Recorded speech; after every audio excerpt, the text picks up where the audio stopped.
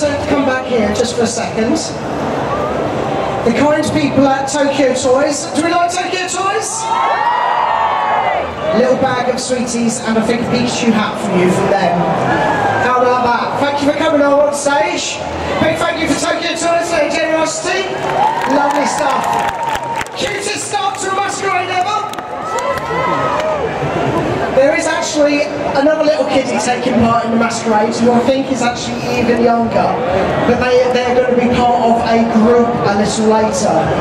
Now, we don't judge under 12s because it's a bit harsh to put them through those particular rigours. We're always glad to give them a goodie bag. But if you've got any kids, younger brothers, young sisters, we would love to see them up on stage. They don't have to have made their own costume because again, that's a bit harsh. Right, well, we're going to sweep straight into the competitive entries. And we've got a couple of junior entries, I believe. Judging the proceedings, they've spent all day taking a close look at the costumes and interviewing the cosplayers taking part. We have a bit of local talent, cosplayer J-Po, masquerade veteran.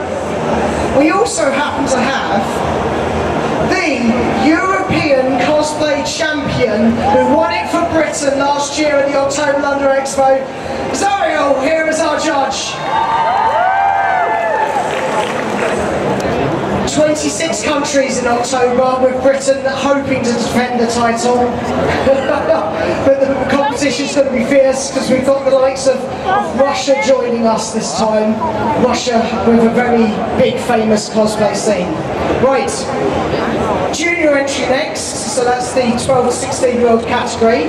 Here's Katie as card captor Sakura Kinamoto.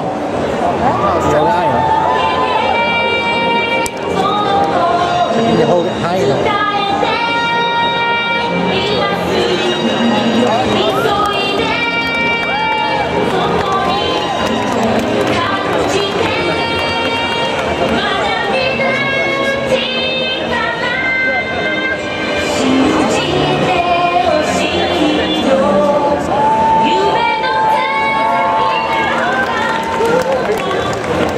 Lovely little costume there.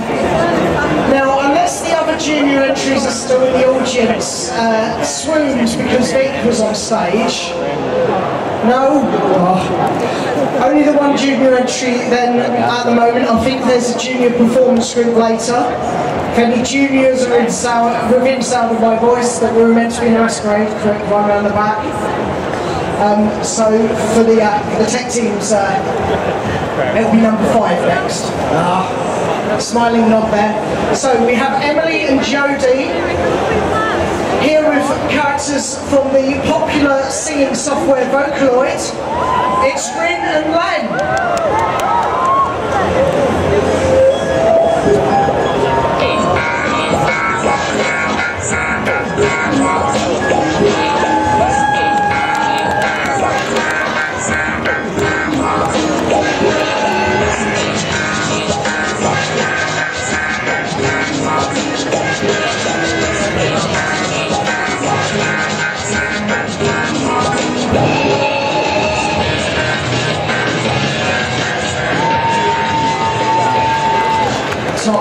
Top stuff. And I'm not the only one with a nickname that must have an interesting story behind it.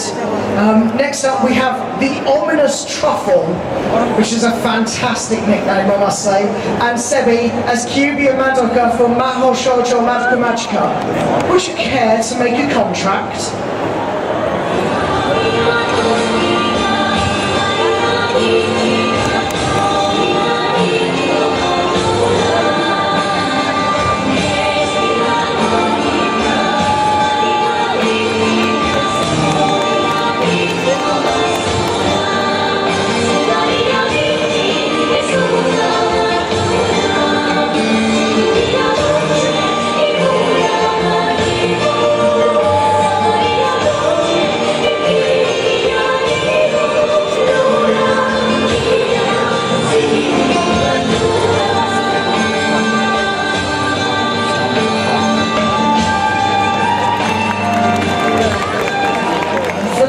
you that haven't managed to catch any of that series, I think Manga are bringing that out in the UK a little later this year. Yes, it's a magical girl show. No, it's not what you might think. Right, we will have number 8 next, which is a shame because I did quite fancy seeing her in this winter costume. But unfortunately having to skip number 7, just weren't able to finish their costume time. But equally good. Anyone here remember the TV show Teen Titans? Well, complete with daddy issues and multiple personality disorder, here's Laura as the Teen Titan Duella Dent.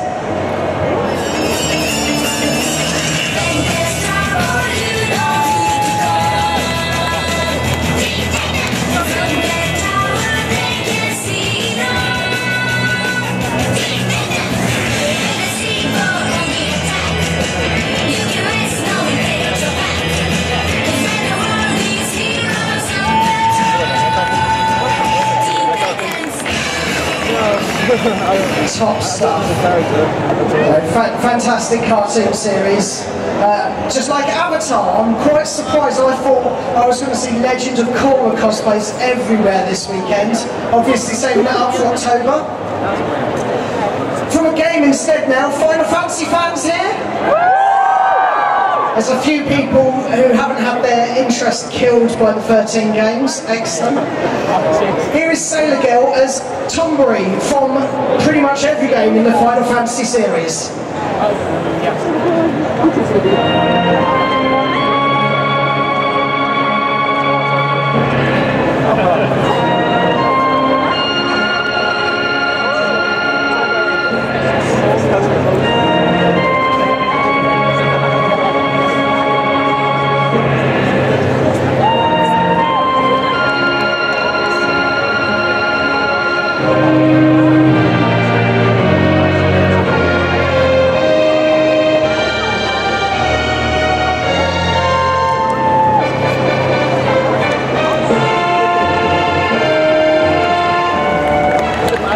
Clearly a costume with a grudge, that one.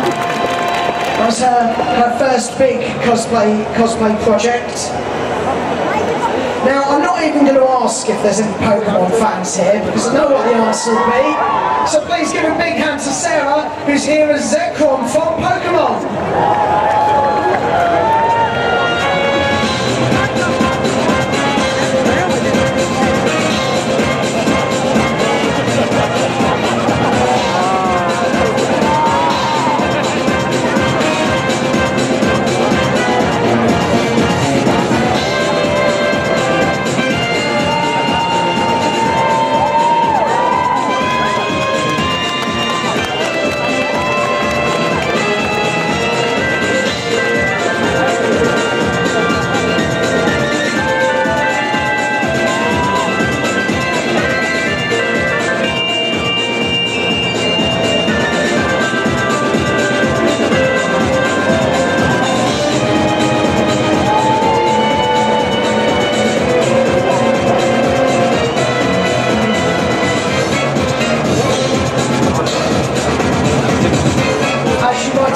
This is quite a heavy costume, made out of a mixture of foam wire, wood, and an awful lot of denim. Awesome stuff. I'm walking around now, it's a good job that there's, so few people here today. It was easy.